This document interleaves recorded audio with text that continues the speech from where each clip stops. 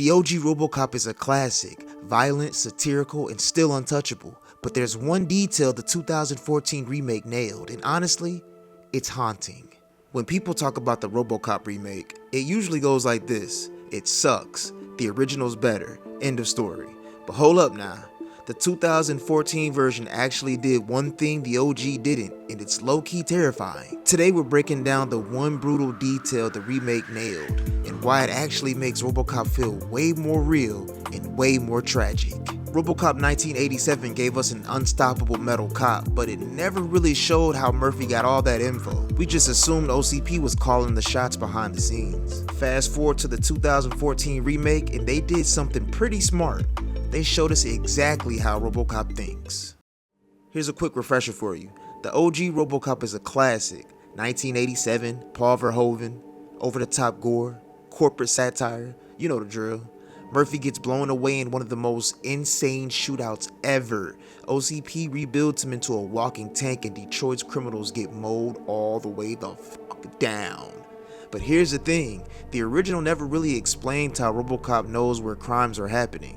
It just cuts to him showing up like a metal Batman. And it's cool and all, but I ain't with that, okay? I need answers. And if you stumbled across this video, clearly you need answers too. Let's start with the database detail. In the remake, they finally make it make sense. They literally show OCP uploading the entire Detroit Police Department database straight into Murphy's brain. Every wanted criminal, every surveillance feed, and every 911 call. So when Robocop hits the streets, it's not just random patrols. He's basically a one-man predictive policing AI. That tiny detail actually updates the story for modern times. Today with facial recognition, big data, and AI, it hits harder than ever. The OG made you feel like Robocop was unstoppable, but the remake shows why he's unstoppable. Here's a little bonus point for you guys as well, the body reveal scene. Let's talk about the scene that really shocked me, and probably you too if you saw it, the lab reveal. In the remake, Dr. Norton pulls apart Robocop's armor to show Murphy what's left of him.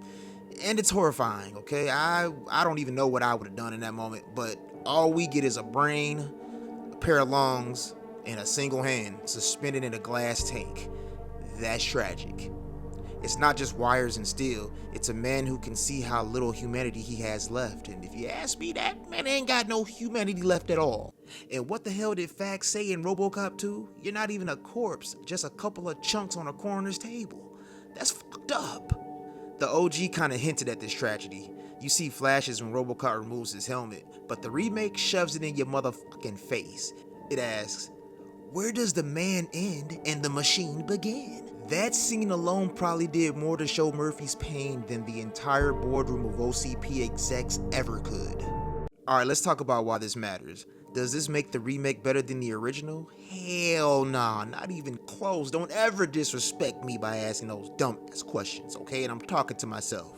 The OG still wins with story, tone, and that brutal Verhoeven satire that we all love. But the remake nails this one part. It reminds you that Robocop isn't just a cool cyborg. He's a human being ripped apart and plugged into a machine he can't escape. It's body horror, it's existential dread, and honestly, it works.